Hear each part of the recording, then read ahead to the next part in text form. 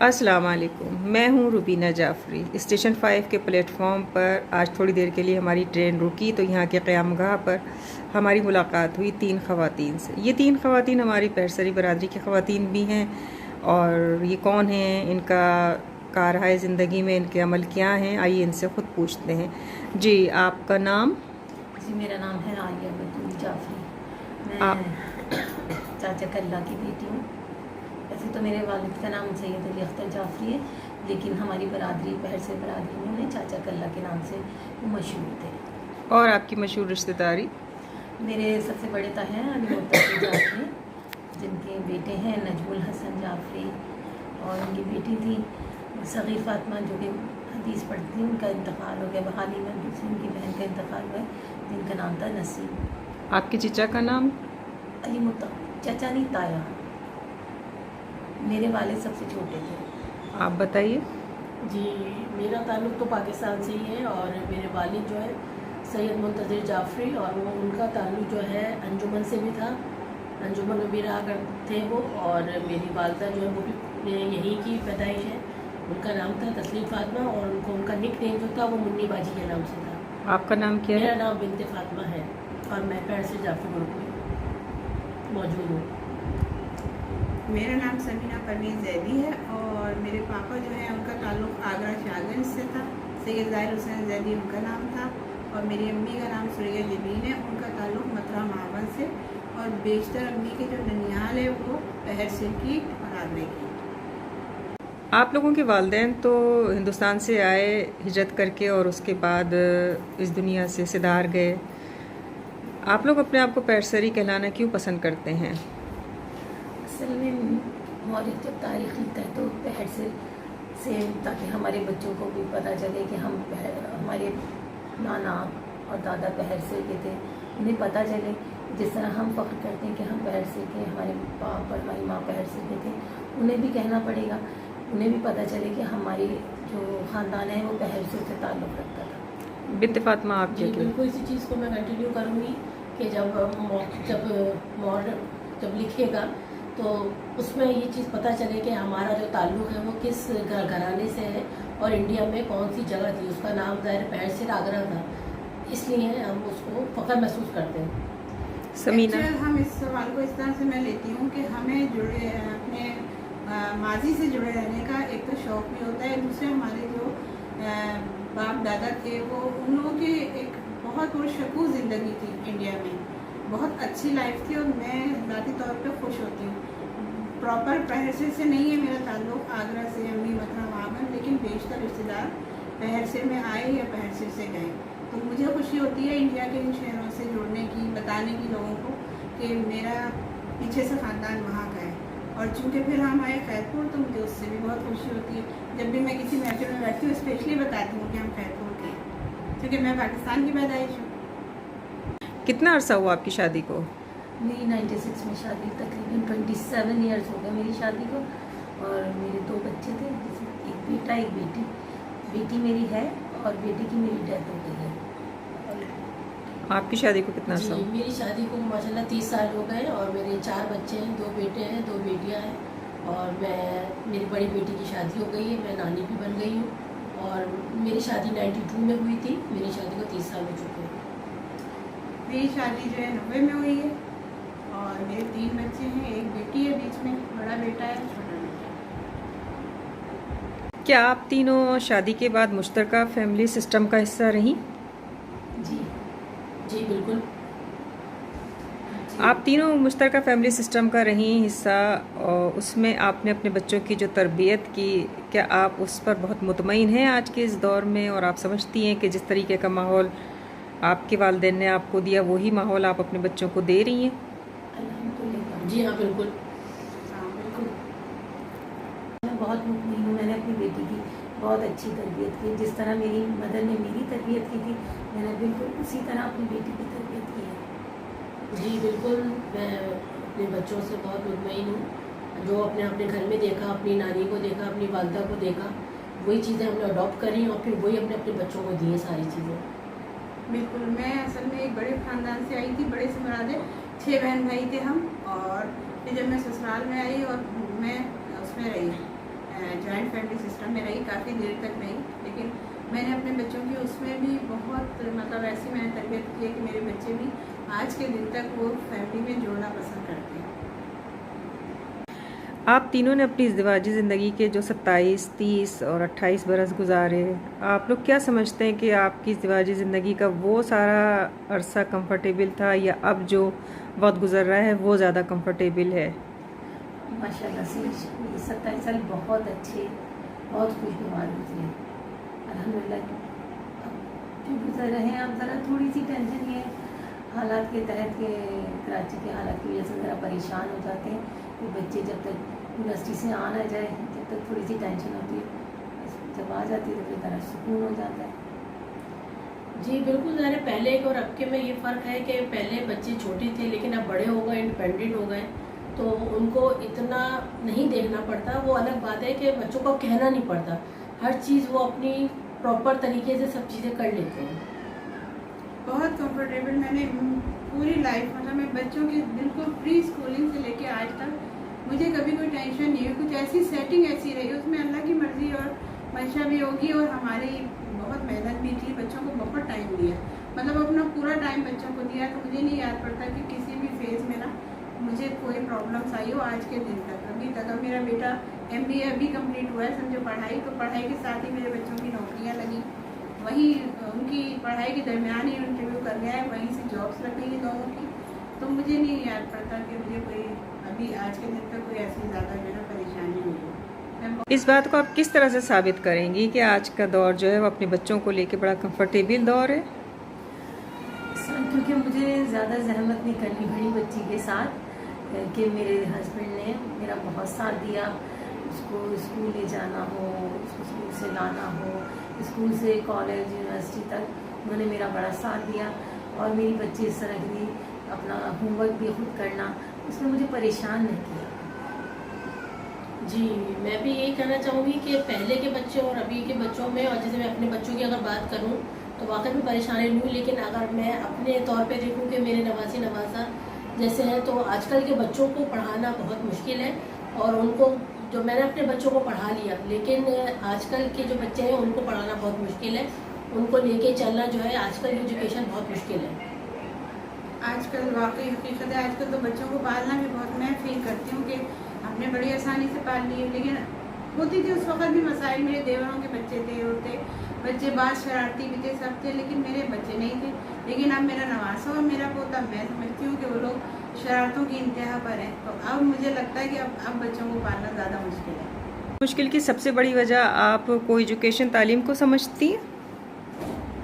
नहीं, ऐसा तो नहीं है, कोई एजुकेशन से कोई ताल्लुक़ नहीं था। कुछ बच्चे ना सीधे होते हैं, लेकिन आजकल के बच्चे बहुत ज़्यादा तेज़ हैं, उन्हें संभालना मुश्किल है बनिस्बत हमारे बच्चों की।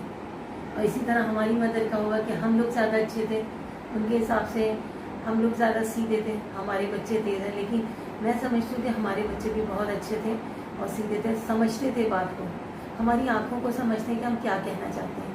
लेकिन अब जो नया दौर है उसके तो बच्चे बहुत ही शरीर है, बहुत माओं को तंग करते हैं, पढ़ने में, खाने में, जाने आने में।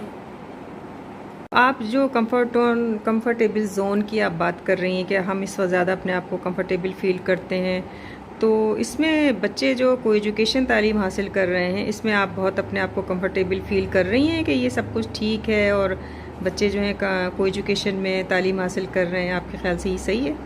जी मेरे हिसाब से तो ठीक है, क्योंकि मैंने जो अपनी बेटी की तरबियत की है ना, वो इस हिसाब से करी है कि मैं मुतमईन हूँ, कोई एजुकेशन में पढ़ती है, मैं मुतमईन हूँ। जी बिल्कुल, आजकल जो को एजुकेशन चल रहा है ये एक तरह से सही भी है, और लेकिन अगर देखा जाए तो बहुत सी चीज़ों में जो है आजकल के बच्चों के हिसाब से सही नहीं है, क्योंकि पढ़ाई कम होती है नई जनरेशन के अंदर और एक्टिविटीज़ ज़्यादा होती हैं। हाँ, मैं तो को एजुकेशन से मुतमईन हूँ, क्योंकि मेरे बच्चे शुरू से को एजुकेशन में पढ़े और यूनिवर्सिटी तक, तो मैं उससे मुतमईन भी हूँ। जो हमने उनको बाउंड्रीज दी थी ना, सबसे ज़्यादा सेटिस्फेक्शन मेरे लिए शायद ये है कि जो मैंने उनको बाउंड्रीज दी थी वो उनमें ही रहे। तो मुझे कभी भी आजमाइश में अपने बच्चों ने डाला, और मेरी ज़ाहिर है उसके लिए बहुत ज़्यादा एक्स्ट्रा मेहनत थी, जिसको बच्चों ने जो है ना उसको पूरा किया, और मैं को एजुकेशन से मेरा कोई इशू नहीं है। समीना, आपने अभी जवाब में आजमाइश का लफ्ज़ इस्तेमाल किया कि हम आजमाइश से नहीं गुज़रे, इससे आपकी क्या मुराद है? इससे मेरी मुराद ये है, इसमें मैं ये नहीं कहूँगी कि को एजुकेशन का किसी भी पेरेंट्स के लिए अगर वो आजमाइश में आ जाएं तो उसका ताल्लुक को एजुकेशन से ही हो, क्योंकि जो लड़कियाँ हाईली एजुकेटेड नहीं होती हैं, लड़के बहुत पढ़े लिखे नहीं होते, वो भी अपने पेरेंट्स को बाज़ दफ़ा बिल्कुल हरा देते हैं और आजमाइश में डाल देते हैं। और आजमाइश कैसी, मेरे जहन में तो ये बात है, अभी आप लोगों ने सब ने सोशल मीडिया पे दुआ ज़हरा का केस आप लोगों ने स्टडी किया होगा। आप देखिए ना, उस बच्ची ने अपने पेरेंट्स को, अब ये बात की बात है जब वो राज खुलेगा कि वो लेके गए थे नहीं लेके गए थे, अभी फ़िलहाल तो पूरे माशरे में उसके बाप को किन किन आजमाइशों से नहीं गुजरना पड़ा, और सारी आजमाइशों को छोड़े वो बच्ची, किसी भी माँ के लिए, बाप के लिए, उसकी बच्ची एक रात भी घर से बाहर है, उसके मरने की जगह है। तो ये आजमाइशें कम अज़ कम, तो वो जो मैंने जिक्र किया ना, मैं कभी भी इसी आजमाइश से नहीं गुजरी, और मैं यही चाहती हूँ कि पेरेंट्स की तरबियत ऐसी हो कि किसी भी पेरेंट्स को जो है ना, वो कम अज़ कम ऐसी आजमाइशों से ना गुजरना पड़े कि बच्चे इतने खुद मुख्तार हो जाए। हमें मतलब पेरेंट्स को उनकी सरगर्मियों पे, इसके लिए हमें जो मेजर लेने होंगे वो ये लेने होंगे कि हम उनकी सरगर्मियों पे जब नज़र रखेंगे ना, तो हम उनको अच्छे बुरे की तमीज़ वक्त के साथ साथ देते रहेंगे। ये नहीं है कि एक दिन मैंने जब छठी क्लास में थी मैंने अच्छा बुरा समझा दिया, नहीं, मुझे उसको 8 में भी, मुझे उसको यूनिवर्सिटी में भी अच्छा बुरा समझाना है, उसके हिसाब से अब उसका तरीक़ाकार क्या होना चाहिए अपनी लाइफ में। तो हमें सबको जनरली ये बात कह रही हूँ मैं। जी बिल्कुल सही इन्होंने फरमाया कि जनरेशन के हिसाब से हर चीज़ लेके चलना पड़ती है। और आजमाइश की बात रही तो इन्होंने बहुत अच्छा जिक्र किया, वाकई में दुआ ज़हरा का ये सब आपके सामने है, तो इससे हमें सबक भी हासिल करना चाहिए और अपने बच्चों में मज़ीद और नज़र भी रखनी चाहिए। और जब हमारी तरबियत ही ऐसी है कि हमें पता है कि हमारे बच्चे बाउंड्री लाउंज है उसको पार नहीं करेंगे, तो मैं समझती हूँ कि इसके लिए ये ज़्यादा बेहतर है। जैसे अभी दुआ ज़हरा के केस की बात की गई आलिया, तो क्या इस तरीके के केस, इस केस के बाद तो बेतहाशा फिर केसेस सामने आए हैं, और आप क्या समझती हैं कि पुराने वक्तों में इस तरीके के क्या केसेस नहीं होते थे? बिल्कुल होते थे पहले, लेकिन पहले मीडिया नहीं था। अब तो मीडिया में हर चीज़ इतनी आम हो जाती है और हमें डर लगता है कि हमारे बच्चों को देख के कहीं हमसे बागी ना हो जाए। मैं ये कहूँगी लोगों को देख के, अब आजकल बच्चे जो हैं ये समझते हैं कि हम सही हैं और हमारे माँ बाप गलत हैं।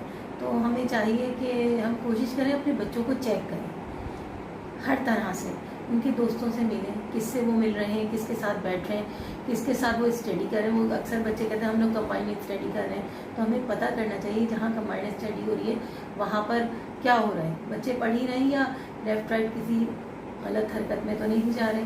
बस हमें इन सब चीज़ों का ख्याल रखना चाहिए ताकि हमारे बच्चे दुरुस्त रहें। बिल्कुल सही बोला आलिया ने कि इन बातों का वाकई में माँ बाप को ख्याल रखना चाहिए कि कंबाइंड स्टडीज़ जो हो रही हैं ये चीज़ में, हर चीज़ को नज़रअंदाज नहीं करना चाहिए इस चीज़ों में। और रहा कि पहले ज़माने में ऐसा नहीं होता, तो पहले ज़माने में भी ऐसा होता था, लेकिन वो बात सही है कि पहले मीडिया नहीं था और हर चीज़ आपको फ़ौरन पता नहीं चलती थी। जी बिल्कुल, पहले ज़माने में ज़ाहिर सब चीज़ें होती थी, लेकिन पहले के ज़माने में ये होता था कि जो घर की बात थी वो घर में ही रखी जाती थी और घर से बाहर नहीं जाती थी। और अब बात को जो है बनाना पैशन बन गया है। बेसिकली इस सिलसिले में मैं तो ये कहूँगी कि रवैयों का फ़र्क आ गया है। रवैये जो है ना हमारे चेंज हो गए। अब हमें शायद अपनी बातें बता के बहुत खुशी होती है। हम जो इन चीज़ों का उछालना ज़्यादा का जुमला इस्तेमाल करूँगी। पहले जो चीज़ें इंसिडेंट होते थे, पहले भी माँ बाप से बच्चे जो है वो बगावत करते थे, और लेकिन उस चीज़ को इज़्ज़त के नाम पे कह लें या कुछ भी कह लें कि उनको छुपाया जाता था, उनको एक जगह रखा जाता था, तो सब इफ़ेक्टिव नहीं होते थे। अब जिस वक्त मीडिया इतना वास्ट हो गया है, तो अब जो बातें बच्चों को हमारे पता चल रही है ना, कोई बच्चा उसको पॉजिटिव ले रहा है, कोई नेगेटिव ले रहा है, और पेरेंट्स से बच्चे अब इस लहजे में कलाम करते हैं, आपको कुछ नहीं पता। हमने अपने पिछले व्लॉग में जब एक सवाल किया कि बरादरी जो है क्या बरादरी के मसाइल हल कर रही है, तो हमारे ग्रुप के एक इंतहाई सीनियर मेंबर असगर भाई ने कहा कि बरादरी के बिल्कुल मसाइल हल नहीं कर रही। आप लोग इस बारे में क्या राय रखते हैं? आलिया, आप? बिल्कुल असगर भाई ने बिल्कुल सही कहा कि देखिए बरादरी में बातचीत तो हो रही है, गपशप हो रही है, लेकिन मेन मसलों पे, मेन मुद्दा जो है हमारा उस पर कोई नहीं आ रहा। असल में बच्चे जो तालीम याफ्ता लड़के हैं हमारे यहाँ, उनको जॉब नहीं मिली, तो हमें चाहिए ना जो है इस वक्त जॉब दिला सकते हैं और कुछ कर सकते हैं उन बच्चों के लिए, तो मेरा बेहद इसरार है आपसे, आप ये ब्लॉग बना रही हैं, आप नंबर लें और उसमें डालें ताकि जो जॉब सिलवा सकते हैं। हमारे बरादरी में कुछ लोग ऐसे भी होंगे जो बहुत अच्छी पोस्ट पर बैठे होंगे, मेरी उनसे गुजारिश है कि उन बच्चों के लिए ज़रूर गौर करें। जी बिल्कुल, इसी बात को मैं आगे लेके चलूँगी कि ठीक है ये ग्रुप बना, हम बातें कर रहे हैं, लेकिन बातों से सारे मसले तो हल नहीं होते। अगर हमारे इर्द गिर्द में देखा जाए जो बच्चे बेरोज़गार हैं और वो चाहते हैं कि उनको नौकरी मिले, या जैसे अगर हमारे ग्रुप में कुछ ऐसे लोग होंगे कि जो अगर वो चाहें तो उन बच्चों को जॉब दिलवा सकते हैं। अब जैसे जनरेशन है, अगर हम ग्रुप में अगर बात कर रहे हैं तो इस चीज़ से बच्चे हमारे, जाहिर सी बात है, उनका यही टॉपिक होता है कि अम्मी आपके ग्रुप में सिर्फ क्या बातें ही होती हैं, बातों के अलावा और कोई काम नहीं होता। जैसे मेरा ही बेटा है, उसको भी तो जॉब, ठीक है मेरे हस्बैंड भी है, वो कहते हैं, लेकिन होता है कि कभी कोई किसी का काम करा दे, और ये मेरे ख्याल से सदका जारिया भी है। अगर हम चाहें कि जो हम कर सकते हैं अपने बच्चों के लिए, और मैं इसी आपको मैं इस चीज़ पे अप्रिशिएट करूँगी कि आप ज़ाहिर ये लेके चल रही हैं पूरा, तो इसमें आप बहुत से ऐसे बच्चों के आप नंबर डाल सकती हैं। और हमारे ज़रूरी नहीं हमारे ग्रुप के ही हो, ग्रुप के अलावा हमारी बरादरी में सब लोग आते हैं। कौन लोग आते हैं बरादरी के अलावा? में जैसे कि जो बहुत से, मैं अगर मतलब माजरत के साथ इसके अंदर जो कुछ मेंबर्स ऐसे भी हैं जो साइलेंट मेंबर्स हैं, जो मेरे ख्याल से ना बात करते हैं ना कोई मैसेज देते हैं, लेकिन मैं समझती हूँ कि बहुत से लोग इसमें ऐसे होंगे कि जो शायद किसी के काम आ सके, और अगर काम आ सके तो मैं कहती हूँ ये बहुत अच्छा काम है। मैं ये समझती हूँ कि इस ग्रुप के अलावा और बरादरी हमारे जितने भी मेंबर्स हैं जो बहुत अच्छी पोस्टों पे बैठे हैं, उन लोगों को चाहिए कि इस ग्रुप के अंदर उन बच्चों के नंबर चलाएं और जो हो सके उन बच्चों के लिए उनको जॉब दिलवाई जाए। मैं बरादरी का जो असगर भाई ने मेंशन किया है, इसका मैं यहाँ का ये जिक्र करूँगी, वो उस तरह से हेल्प नहीं कर रहा है जैसे करना चाहिए। इस ग्रुप से हमें ये काम लेना चाहिए कि हमारे जो मेंबर हैं बरादरी के, वो अपने जो बच्चे हैं, जो बेरोज़गार बच्चे हैं, क्योंकि हमारा विजन तो है ना, मुझे भी पता है कौन लोग बेरोज़गार हैं या कौन ज़रूरतमंद है।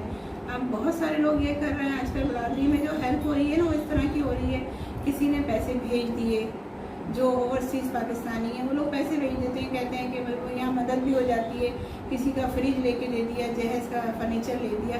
ये नहीं है, ये भी मदद है, एक पॉइंट है, लेकिन बरादरी की असल मदद है उनके बच्चों को मोटिवेट करना, उनके बच्चों को जॉब दिलवाना, उनके बच्चों की एजुकेशन, अगर कोई एजुकेशन नहीं ले पा रहा है तो उसकी फ़ीसें अदा करना, उस तरह से वो उस मुकाम पे पहुँचते हैं। तो हमें बरादरी के प्लेटफॉर्म से ये काम करना चाहिए, हम कर भी रहे हैं, और कोशिश है हमारी कि और लोग भी हमारे साथ शामिल हो जाएं इसमें।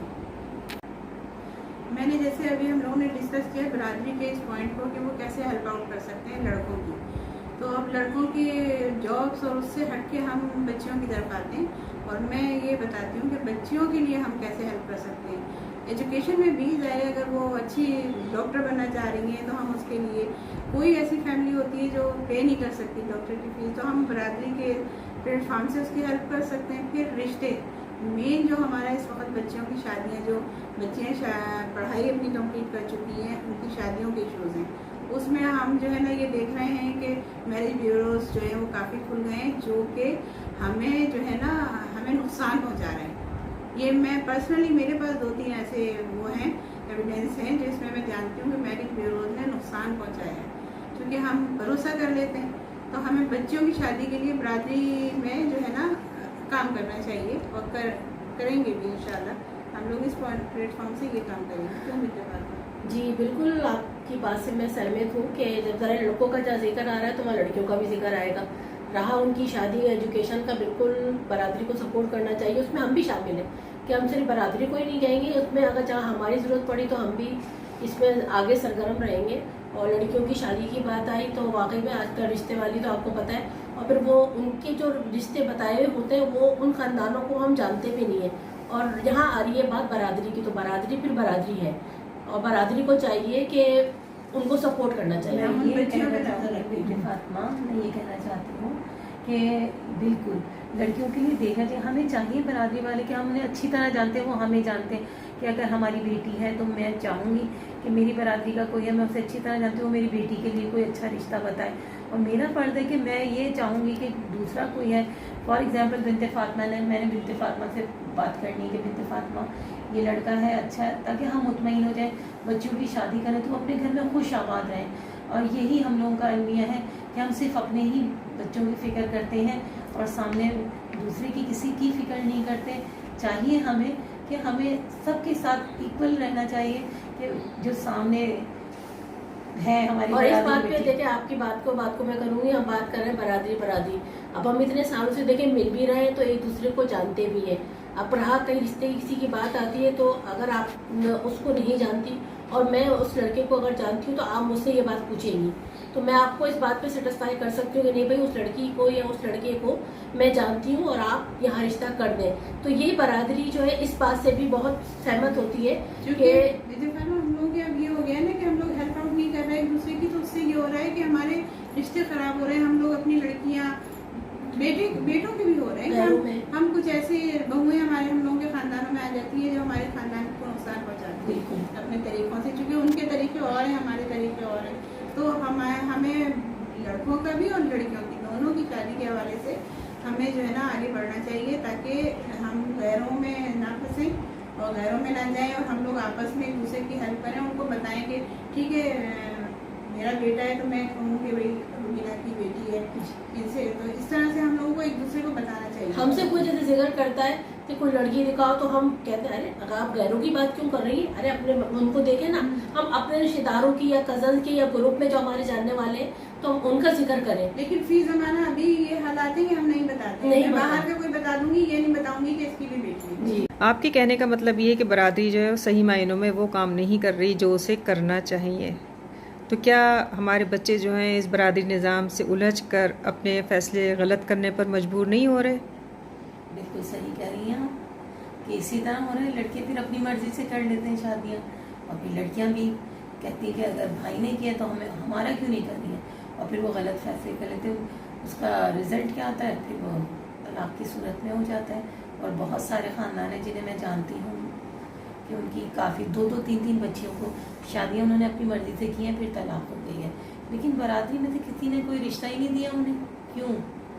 बिल्कुल ये बात सही है कि जब बरादरी इस काबिल है और कर सकती है तो बच्चे जाहिर है, फिर बच्चों जब काम नहीं हो रहे और वो उनके रिश्ते हो गए, शादी से मुतालिक हो गया या जॉब से मुतालिक हो गया, तो बच्चे फिर जो है बिल्कुल अफसुर्दा होके फिर वो जाहिर सी बात है दूसरी उस पर जाएंगे। वो उनका फिर यही होगा कि वो अपनी मर्जी से रिश्ते करेंगे तो उसका रिजल्ट आपको पता है फिर क्या आएगा। उसका रिजल्ट फिर पॉजिटिव तो नहीं आता, उसका रिजल्ट तो नेगेटिव ही आएगा।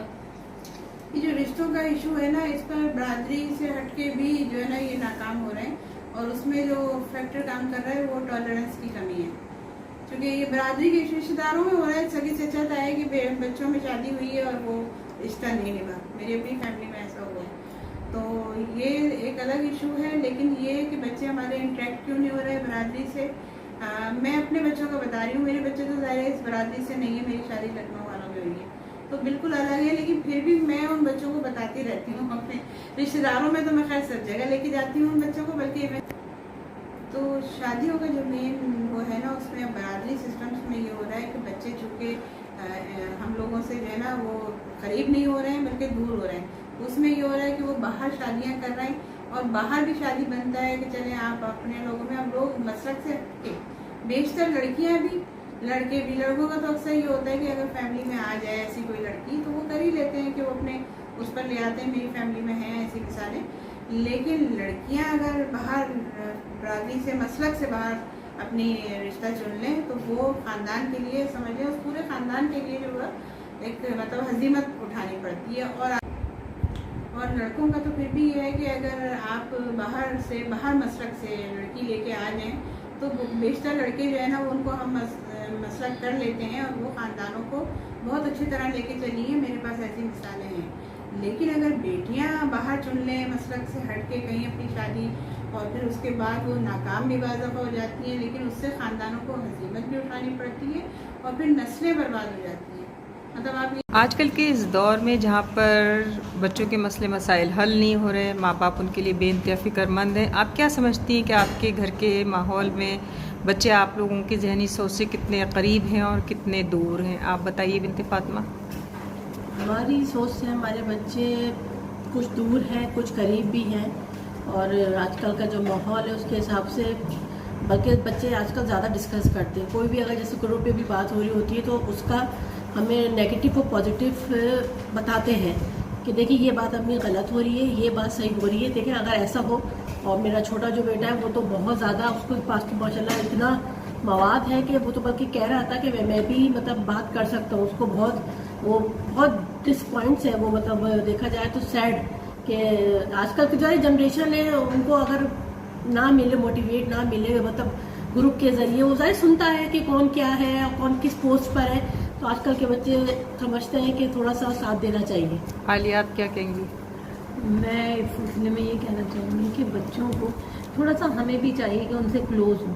हम लोग भी थोड़ा सा घर के कामों में इधर उधर मसरूफ़ हो जाते हैं, तो फिर वो जब देखते हैं कि हम ज़्यादा लिफ्ट नहीं कर रहे, हम लगे हुए मैसेजेस में, तो लिहाजा मोबाइल को तरजीह दे देते हैं। हमें भी थोड़ा माँ बाप को भी चाहिए, पेरेंट्स को चाहिए कि उन्हें ज़्यादा से ज़्यादा टाइम देने की कोशिश करें, क्योंकि हमारे पेरेंट्स ने हम लोगों को बहुत टाइम दिया है, लेकिन इस वक्त इतनी भाग दौड़ चल रही है ना कि हम शायद टाइम नहीं दे पा रहे। अगर मैं आपसे सवाल ये करूं कि इसमें सारा कसूर आपका है कि आप लोग बच्चों को वक्त नहीं दे रहे, अगर आप बच्चों को वक्त देंगे तो क्या बच्चे आपको वक्त देंगे? उनके पास इतना वक्त है? उनके पास भी इतना वक्त नहीं है, क्योंकि उनकी पढ़ाइयाँ बहुत ज़्यादा हो गई हैं। तो फिर मैं समझती हूँ कि ताली दो हाथ से बजती है। अगर आप जितना वक्त देंगे, प्यार देंगे, मोहब्बत देंगे, तो मैं समझती हूँ कि बच्चे भी आपको टाइम देंगे। ये सब मैं समझती हूँ डिपेंड जो है इसी चीज़ पे करता है कि जितना आप देंगे, जितना मिसाल है ना कि आप जितना गुड़ डालोगे उतना मीठा होगा, तो ये मिसालें इसीलिए दी गई हैं। आजकल के इस दौर में बच्चों ने अपनी प्राइवेसी अपने वालिदैन से अलग कर ली है। बहैसियत माँ बाप के, अगर कभी आप उनकी प्राइवेसी में एंटर होना चाहें तो क्या आप आराम के साथ उनकी प्राइवेसी में एंटर हो सकते हैं?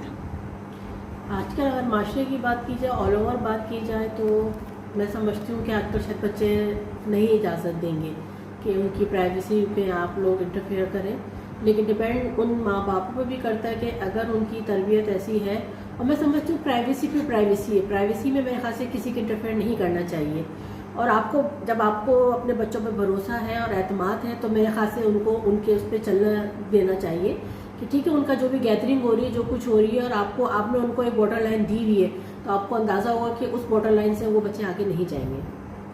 मैं मुत्तफ़िक़ हूँ इनकी बात से कि ये बिल्कुल सही कह रही है, और कोई भी नहीं चाहता उसकी प्राइवेसी में कोई दखल दे, तो बच्चे भी नहीं चाहते। लेकिन हमें एतमाद है और एतमाद करना चाहिए बच्चों पे, ताकि वो हमें खुद ही बता देंगे वो, अगर कोई उनकी कोई कॉन्फिडेंशियल कुछ होगा, कुछ छुपा रहे होंगे, लेकिन हमें नज़र रखनी चाहिए कि ये क्या कर रहे हैं। क्या ये प्राइवेसी बच्चों के माशरे में बिगाड़ का सबब नहीं बन रही, जहाँ माँ बाप जो हैं वो डर रहे हैं उनके कमरे में कदम रखते हुए कि वो अकेले में क्या कर रहे हैं? माशरे में बिगाड़ का सबब बनी है, अब तो बन गई है, लेकिन ये हमारा एरा जो है, इस एरे का मतलब डिमांड जो मोस्ट डिमांड थी ना, वो ये थी प्राइवेसी। यानी यूँ समझ लें कि उनकी डिमांड ये है बच्चों की कि प्राइवेसी दी जाए। तो अब आगे क्या होने वाला है वो नहीं पता, लेकिन अभी तक एक टाइम तक हमने भी बच्चों की प्राइवेसी में इंटरफेयर किया कि जब बच्चे पढ़ रहे थे तो मुझे पता था, बहुत बिल्कुल अर्ली कॉलेज के ज़माने तक मुझे पासवर्ड नहीं पता होते थे। उसके बाद फिर मैं भी थोड़ा सा सेटिस्फाई हो गई, शायद और पेरेंट्स भी सेटिस्फाई हो जाते होंगे। उससे ये हुआ कि 80% बच्चों ने उसको फॉलो किया, माँ बाप की तरबियत को, लेकिन 20% बच्चों ने फॉलो नहीं किया उस तरबियत को, और वो माशरे का बिगाड़ का सबब बने। और आप देख रहे हैं माशरे में इतनी जो बिगाड़ है ना, वो सिर्फ उन्हीं लोगों की वजह से। आप लोगों ने अपने वक्त गुजारी के लिए जैसे कि कुछ ग्रुप्स जो हैं वो आपने सेलेक्ट किए हुए हैं, किसी ग्रुप का आप हिस्सा हैं, तो आपके बच्चे जो हैं वो इससे कितने डिस्टर्ब होते हैं और कितना ग्रुप में आपकी शमूलियत को पसंद करते हैं?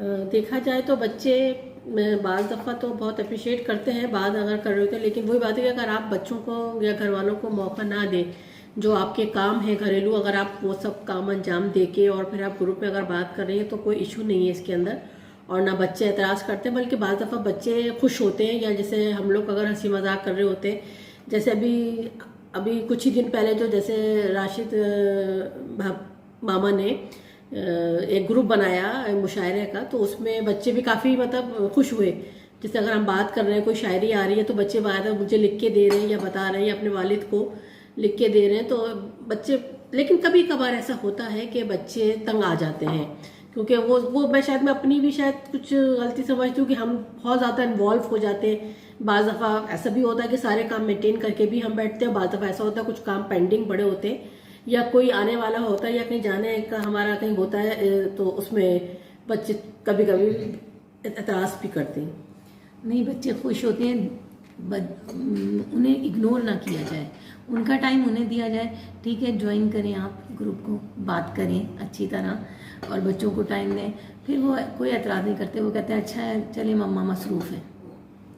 बच्चे जो है एंजॉय करते हैं, क्योंकि हमने कुछ ऐसा सिलसिला किया हुआ है कि बच्चों के टाइम को कहीं नहीं किया।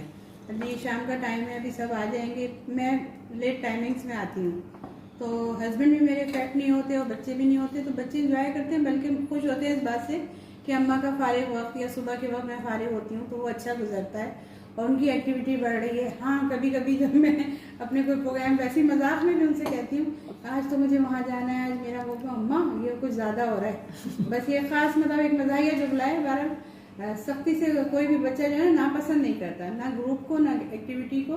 हाँ, टाइम नहीं दे पाते वो, क्योंकि बच्चे बहुत लेट टाइमिंग्स में आते हैं, थक जाते हैं, शायद हमारी जैसी उनमें स्टेमिना भी नहीं है।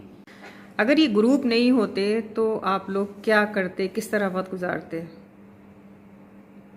मैं अगर अपनी बात करूं तो ये ग्रुप नहीं होते तो पीछे अगर देखा जाए तो बहुत सन्नाटा है।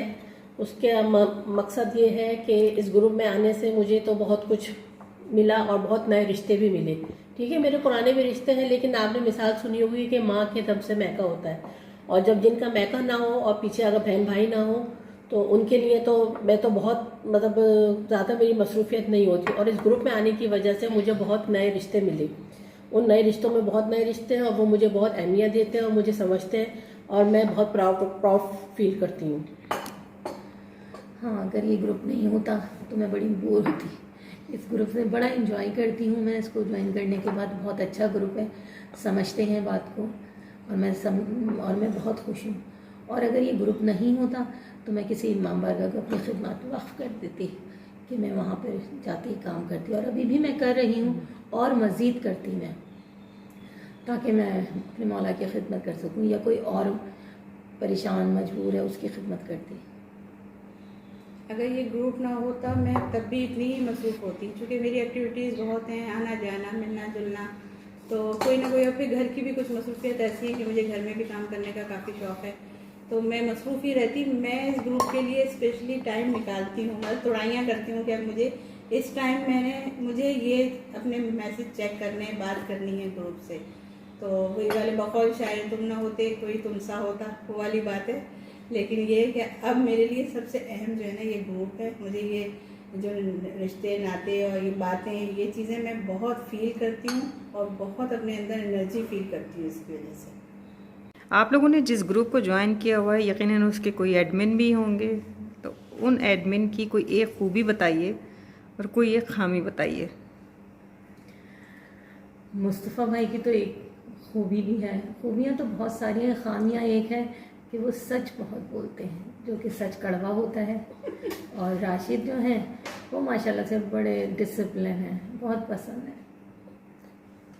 जी बिल्कुल, इनकी बात को मैं मुतफ़क़ हूँ कि जो मुस्तफ़ा जाफ़री हैं वो बात बिल्कुल सही करते हैं, स्ट्रेट फॉरवर्ड हैं, अच्छी बात करते हैं।